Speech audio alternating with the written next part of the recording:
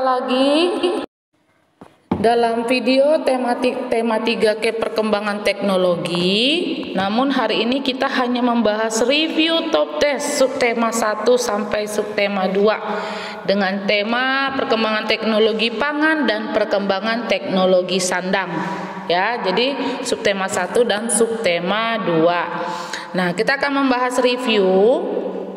Anak-anak sudah Miss berikan kertas reviewnya, dan ketika sudah Miss berikan nanti kertas reviewnya melalui Google Classroom atau ke grup WA, Miss akan setelah itu Miss akan membahas review kita ya. Oke, nomor 1, jawablah pertanyaan di bawah ini dengan benar dan tepat ya. Nomor 1, setiap orang tentu memiliki kemampuan dan kesukaan yang berbeda-beda. Maka perbedaan merupakan hal yang titik-titik bagi kita. Hal yang bagaimana? Ya, hal yang biasa. Nomor 2, perbedaan itu merupakan anugerah dari Tuhan. Kita harus menyikapi setiap perbedaan dengan sikap terpuji. Nomor 3, tuliskan contoh perbedaan atau keberagaman yang ada di lingkungan sekolah. Nah, kalau perbedaan keberagaman itu ada yang berbeda suku, bangsa, ada yang berbeda agama, warna kulit, hobi, rambut, bentuk rambut ya, atau misalnya bentuk mata dan yang lain-lainnya. Nah, itu ya. Bahasa juga bisa. Oke, jadi nanti contoh-contohnya anak-anak bisa tulis ya. Nomor 4, hal apa yang akan terjadi jika kita tidak menghargai keberagaman di lingkungan masyarakat? Nah, akan terjadi perpecahan. Nomor 5, sikap menghargai jasa orang lain itu merupakan pengamalan sila 5. Nah, itu ya, Miss underline 5-nya ya. 5 Pancasila, dan tuliskan bunyi silanya. Nah, bagaimana bunyinya? Keadilan sosial bagi seluruh rakyat Indonesia. Jadi jawaban nomor 5 itu ada sila ke-5 dan keadilan sosial itu bunyinya ya.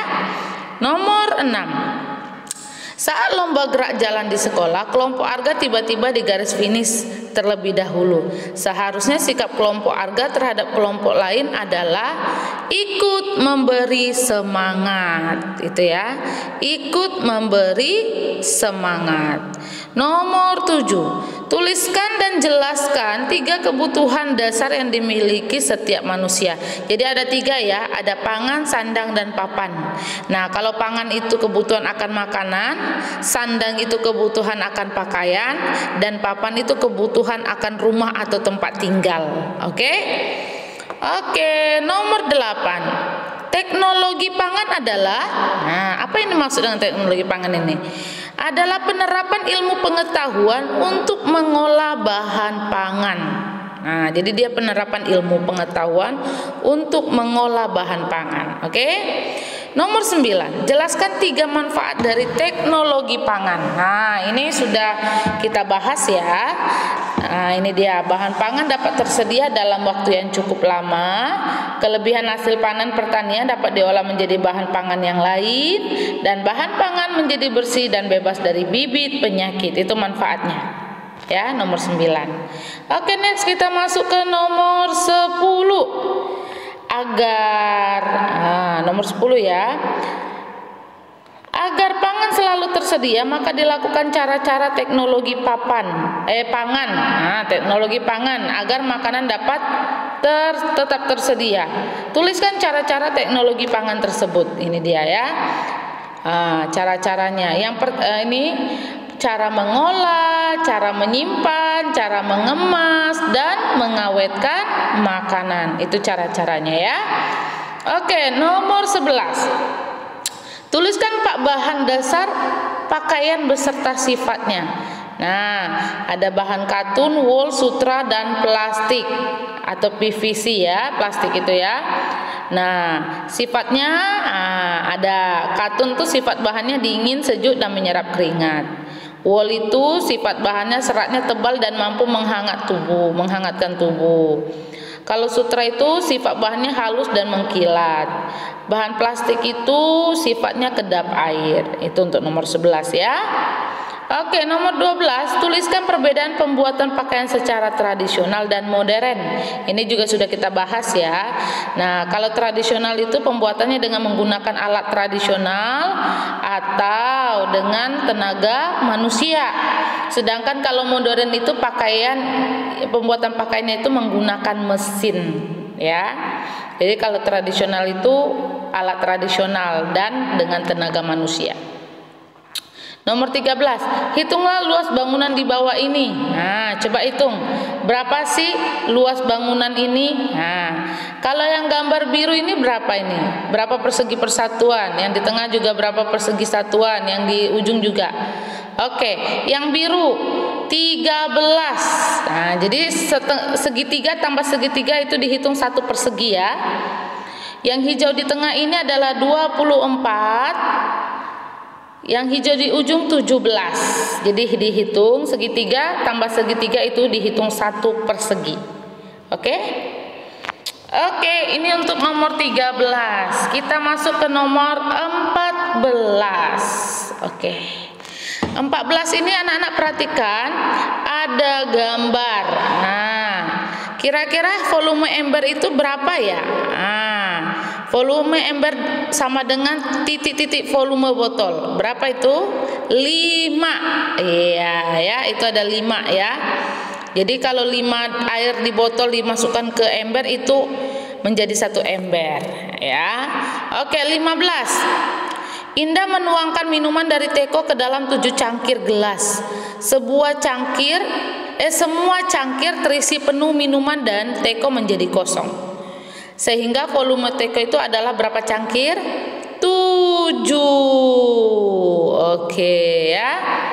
Nomor 16. Perhatikan gambar di bawah ini dan bangun-bangun mana saja yang memiliki simetri lipat. Nah, ayo coba perhatikan. A, B, C, dan D. Bangun mana aja yang punya simetri lipat? Iya, betul. A, C, D ya. A itu siku-siku ada 1, C itu persegi panjang ada 2, kalau D itu segi 6 ada 6 lipat ya. Dan B itu tidak simetri lipat karena itu segitiga sembarangan. Oke? Jadi ukurannya itu tidak sama. Kecuali kalau B itu segitiga sama sisi atau sama kaki. Oke? Nomor 17. Bangun persegi memiliki titik-titik simetri putar. Nah, bangunan yang warna kuning ini adalah bangunan persegi. Berapa simetri putar? Iya, betul. 4. Nomor 18. Nah, bangun datar layang-layang di bawah ini tuh memiliki simetri lipat berapa? Yang bisa dilipat? Iya, 1 ya. Karena cuma bisa dilipat yang garis merah itu saja. Oke, kita masuk ke nomor selanjutnya. 19. Setiap lirik pada lagu memiliki pola irama yang berbeda. 20. Pola irama adalah panjang pendeknya bunyi. Oke?